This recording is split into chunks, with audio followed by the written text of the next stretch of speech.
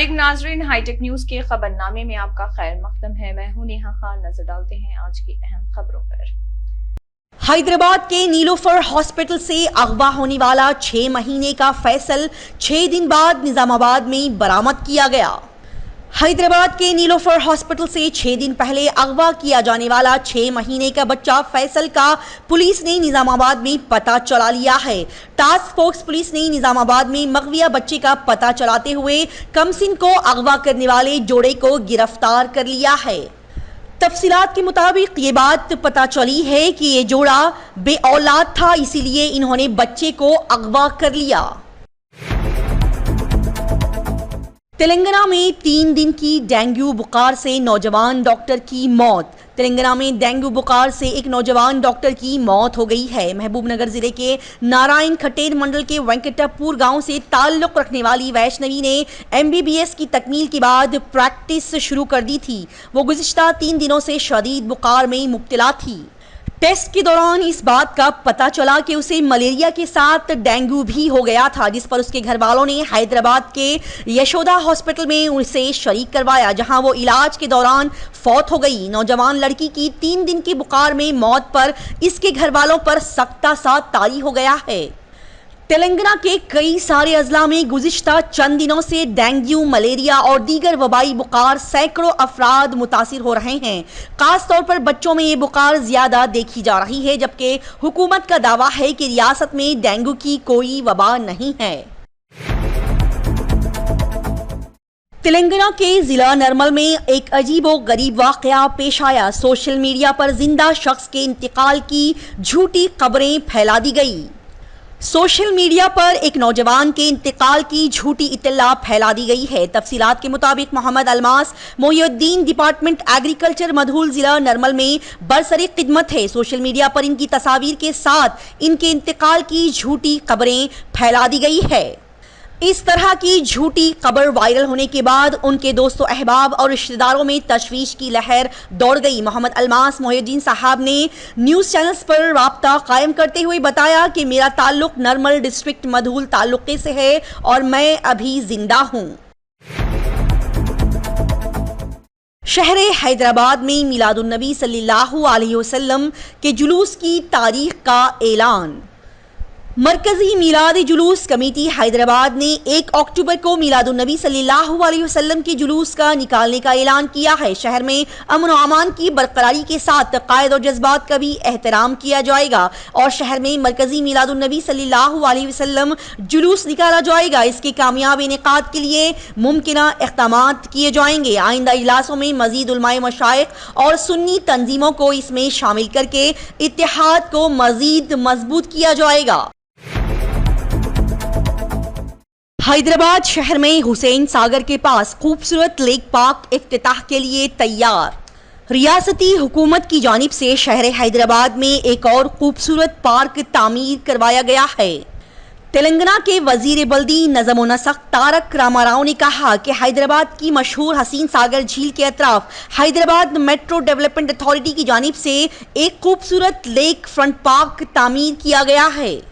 अपने ट्विटर पर इस बात का पैगाम देते हुए उन्होंने इस बात की इत्तला दी है। KTR वजीर ने कहा कि जल विहार के करीब 10 एकड़ अराजी पर यह पार्क तामीर किया गया है, जिसका इफ्तिताह बहुत जल्द किया जाएगा। उन्होंने इस खूबसूरत पार्क का वीडियो भी ट्वीट किया है। तेलंगाना के भवंगीर जिले में KRTC बस उलट गई, 2 अफराद हिलाक हो गए और 4 लोग जख्मी। तेलंगाना के भवंगीर जिले में KRTC बस कंट्रोल खोकर उलट गई, जिसके नतीजे में 2 अफराद हिलाक हो गए और 5 लोग जख्मी हुए हैं। महबूबाबाद जिले के थोरूर डिपो से ताल्लुक रखने वाली KRTC बस सुबह 10 बजे थोरूर से हैदराबाद के लिए रवाना हुई। जिला के अडागूदूर मंडल के बोदूगुड़ैम पहुंचने पर तेज रफ्तार बस बेकाबू होकर सड़क के किनारे एक गड्ढे में जा गिरी और उलट गई, जिसके नतीजे में 2 अफराद जगह पर ही फौत हो गए। खवातीन तहफ़्फ़ुज़ात बिल की मजलिस ने की मुखालिफत, कहा ओबीसी और मुस्लिम खवातीन को कोई कोटा नहीं दिया गया।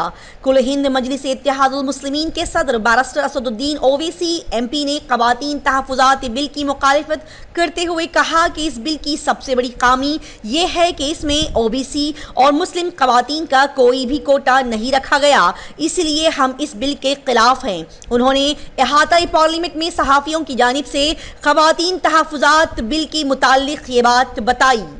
बैरिस्टर असदुद्दीन ओवैसी ने कहा कि जब हुकूमत एक कानून बना रही है ताकि इसमें उनको नुमाइंदगी फराहम की जाए जिनकी नुमाइंदगी ही नहीं है।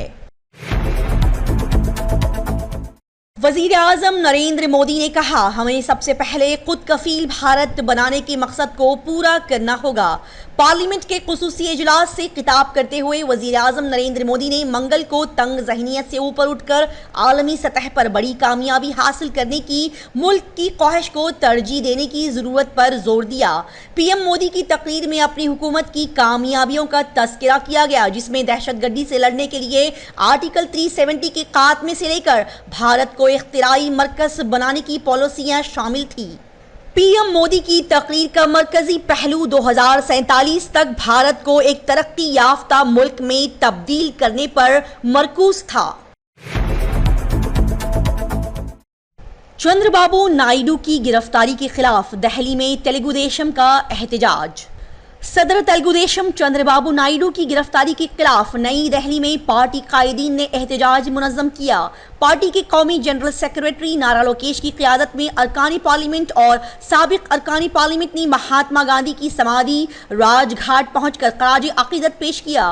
तेलुगु देशम कायदीन ने सियाह बैचेस के साथ खामोश धरना मुनज़्ज़म किया। नई दिल्ली में तेलुगु देशम की जानिब से एहतजाज से हुकूमत और अपोजिशन जमातों की तवज्जो मबजूल करने की कोशिश की गई। अरकानी पार्लियामेंट के कई सारे मशहूर व मारूफ पॉलिटिशियंस और दीगर कायदीन ने इस एहतजाज में हिस्सा लिया। नारा लोकेश नई दिल्ली में कौमी कायदीन से मुलाकात करते हुए चंद्रबाबू नायडू की गिरफ्तारी की तफसीलात पेश की जाएगी। चंद्रयान 3 मिशन कामयाब करने वाले कई मुलाजिमीन इडली बेचने पर हुए मजबूर। चंद्रयान 3 मिशन की कामयाबी हिंदुस्तान के लिए फख्र की बात है। वहीं इस मिशन के लिए दुनिया भर में हिंदुस्तान की तारीफ की जा रही है। हिंदुस्तान ये कारनामा अंजाम देने वाला सबसे पहला मुल्क बन गया है। चंद्रयान 3 की कामयाबी का जश्न पूरे मुल्क में मनाया गया, जबकि वज़ीर आज़म नरेंद्र मोदी ने इस मौके पर इसरो अमले के अलावा मुल्क के सभी अवाम को मुबारकबाद पेश की थी। मीडिया रिपोर्ट के मुताबिक झारखंड के रांची में हेवी इंजीनियरिंग कॉरपोरेशन लिमिटेड के 2800 मुलाजिमीन को गुज़िश्ता 18 महीनों से तनख्वाहें नहीं मिली है। यहाँ की मुलाजिमीन इंतहाई परेशानी के आलम में है। कंपनी के एक टेक्नीशियन दीपक कुमार उपाड़िया अब इडली बेचने पर मजबूर हो गए हैं। उनकी दुकान रांची के धरवा इलाके में पुरानी असेंबली के बिल्कुल सामने है। वो अली सुबह से इडली बेचते हैं और बाद में दफ्तर जाते हैं। ऐसा सिर्फ दीपक की जिंदगी में ही नहीं हो रहा है, बल्कि दीगर मुलाजिमीन की जिंदगी भी मुश्किलात का शिकार है। एक और मुलाजिम सुभाष भी मकरूज हो गया है, उस पर 6 लाख का कर्ज है। इसी परेशानी के दौरान सुभाष की मां का इंतकाल हो गया है। रियासती हुकूमत मुस्लिम धोबियों को मुफ्त बर्क़ी फराहम कर रही है। जी नाजरीन, रियासती हुकूमत हजाम की दुकानों, कपड़े धोने की दुकानों और धोबी घाटों को माहाना 250 यूनिट तक बिजली मुफ्त फराहम कर रही है। रियासती हुकूमत ने लॉन्ड्री की दुकानों, धोबी घाटों और हर महीने 250 यूनिट मुफ्त बिजली की स्कीम का फ़ायदा मुस्लिम बिरादरियों से ताल्लुक़ रखने वाले धोबियों को भी देने का फैसला किया है। हुकूमत ने इस मंगल को अहकामात जारी करते हुए Telangana washerman cooperative societies federation limited PC welfare department और अक़लियती बहबूद के महकमे को मुस्लिम कम्युनिटीज़ से ताल्लुक़ रखने वाले वॉशरमैन को फ़वाहिद फराहम करने के लिए ज़रूरी अक़दामात करने की हिदायत कर रही है। सऊदी अरब सिविल एविएशन ने कहा कि मुसाफिरों के हुकूक के मुताबिक सऊदीया ने 58 मिलियन रियाल मुआवजा अदा किया है। सऊदी की general authority of civil aviation ने इंकशाफ किया है कि सऊदी एयरलाइंस ने 2021-22 की मुद्दत के दौरान मुसाफिरों को मुआवजे के तौर पर 58 मिलियन रियाल अदा किए हैं। अरब न्यूज के मुताबिक एक सरकारी बयान में general authority of civil aviation ने इस बात पर जोर दिया है कि इन मुआवजों ने सारिफीन के मुतअद्दिद खदशात को दूर किया है, जिनमें ताकीर, सामान का नुकसान, परवास की मनसूखी और परवास के निज़ामुल औकात में रुकावटें शामिल हैं। इसी के साथ हाईटेक न्यूज खबरनामा इख्तिताम को पहुंचता है। अल्लाह हाफिज।